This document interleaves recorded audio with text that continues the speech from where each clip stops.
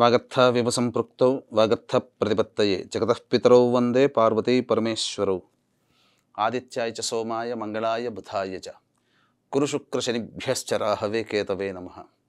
శృంగేరి జగద్గురు పీఠాధిపతులకి, కంచి పీఠాధిపతులకి నమస్కారములు తెలియజేసుకుంటూ కార్యక్రమాన్ని ప్రారంభిద్దాం.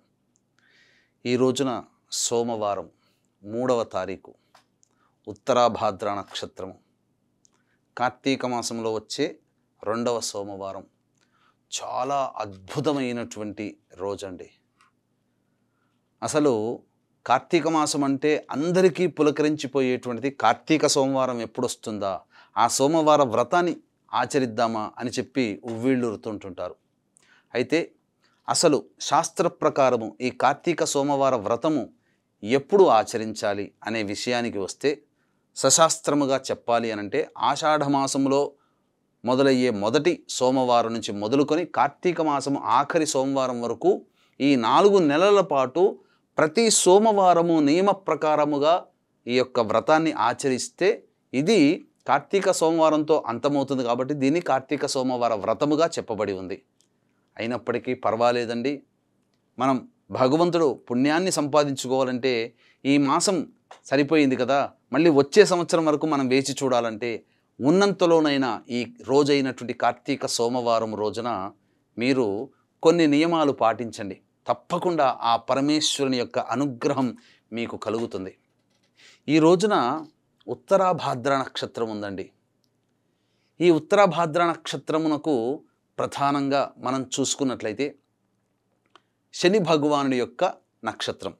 శనికి సంబంధించినటువంటి పుష్యమి, అనురాధ, ఉత్తరాభాద్ర నక్షత్రాల్లో ఈ ఉత్తరాభాద్ర నక్షత్రం కూడా ఒకటి. కాబట్టి పైగా శని సంచారం కూడా ఇప్పుడు ఆ మీనరాశిలోనే సంచారం జరుగుతున్నటువంటి కారణం చేత శని భగవానుల వారు ఆ యొక్క చంద్రుడు ఒకే సరళ రేఖపై ఉండేటువంటి రోజుగా చెప్పబడి ఉన్నటువంటిది.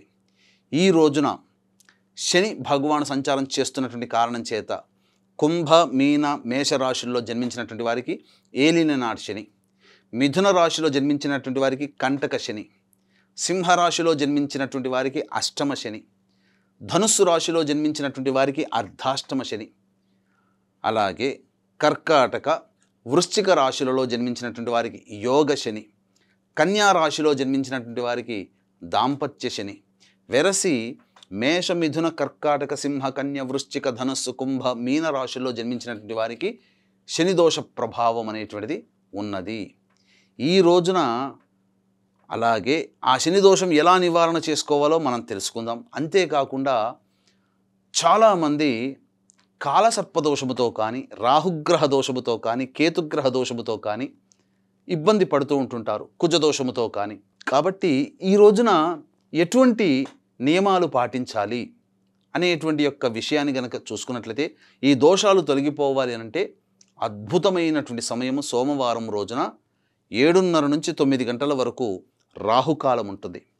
కాబట్టి చెప్పబడినటువంటి రాశులలో జన్మించినటువంటి వారు శనిదోష పరిహారార్థమై ఈ రోజున నవగ్రహాలలోని శనైశ్వరుడికి కానీ, ఈశ్వరుడికి కానీ, లేదా అదే శివాలయంలో ఉండేటువంటి కాలభైరవుడికి కానీ నువ్వుల నూనెతో కానీ, ఆవ నూనెతో కానీ అభిషేకము జరిపించితిరా, మీ యొక్క జాతకములో ఉన్నటువంటి జిడ్డులా పట్టుకున్నటువంటి దోషము తొలగిపోయి మీకు సరికొత్త జీవనాన్ని పొందుతారు. అంటే దీని అర్థం ఏంటి? మనం ఫీల్ కాలేము, కానీ మనము జీవితంలో ఇక నుంచి ఈ యొక్క అభిషేకము చేసిన దరిమల మన జీవితంలో మనం ప్రయాణం చేస్తున్నప్పుడు మనం ఏ ప్రయత్నంలో అయితే ఉంటామో ఆ ప్రయత్నంలో వచ్చే అడ్డంకులు వాటంతట అవే మనకు తెలియకుండానే తొలగిపోతుంటాయి కదా. ఆ కార్తీక మాసంలో సోమవారం రోజున చేసినటువంటి పుణ్య అభిషేక ప్రభావమే నన్ను ఈ యొక్క సమస్య నుంచి గట్టెక్కించిందని అప్పుడు ఫీల్ అవుతాం.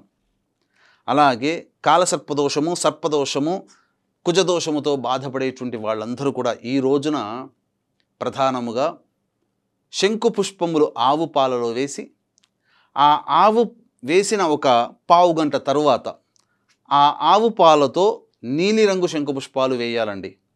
నీలిరంగు శంకుపుష్పాలని ఆవు పాలలో వేసి ఒక పావు గంట తర్వాత ఆ ఆవు పాలతో 7:30 నుంచి 9 గంటల లోపల ఈశ్వరుడికి అభిషేకము జరిపించితిరా, మీ యొక్క జాతకంలో ఉన్నటువంటి సమస్త కాల సర్పదోషములు, అంటే 18 రకాల కాల సర్పదోషములు, సర్పదోషములు, కుజదోషములన్నీ తొలగిపోతాయి.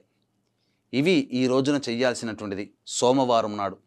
అలాగే ఈ యొక్క రోజున ఉదయం నుంచి సాయంకాలం సూర్యోదయం కంటే ముందే నిద్రలేచి కాలకృత్యాదులు తీర్చుకొని దేవాలయంలో శివచిత్ర పరివారానికి చక్కగా పూలమాల వేసి ఆవు నేతితో దీపారాధన చేసి, అవకాశం ఉంటే శివలింగానికి ఇంట్లోనైనా కానీ అభిషేకం జరుపుకొని శివ సహస్రనామ పారాయణం చేసి, తులసి చెట్టు దగ్గర ఆవు నేతితో దీపారాధన చేసి విష్ణు సహస్రనామ పారాయణం చేసి శివాలయానికి చేరుకొని ఆ యొక్క ఈశ్వరుని దర్శించుకొని అక్కడ ఆ దేవాలయంలో కొద్దిసేపు ఉండి ఇంటికి వచ్చి ఆ రోజంతా ఉపవాస నియమాన్ని పాటించి తిరిగి మరలా ప్రాతకాలములో చేసిన విధానంగానే ప్రదోషకాల సమయానికి శివాలయానికి చేరుకుని నవగ్రహాల చుట్టూ శివాయ నమః అంటూ 27 ప్రదక్షిణలు చేసి ఆ యొక్క ఈశ్వరుడికి శంఖుపుష్పములతో అర్చన జరిపించి తదనంతరం ఆ శివాలయంలో దీపారాధన చేసి దీప ప్రజ్వలనం చేసిన తరువాత దీపాన్ని వెలుగుతున్న దీపాన్ని దానం చేయడం కానీ, ఉసిరిక దానము కానీ, సాలగ్రామ దానం కానీ, శివలింగ దానం కానీ చేసి ఆ శివాలయంలోనే నక్షత్రములని చంద్రుణ్ణి సందర్శించి నమస్కారం చేసుకొని ఇంటికి వచ్చి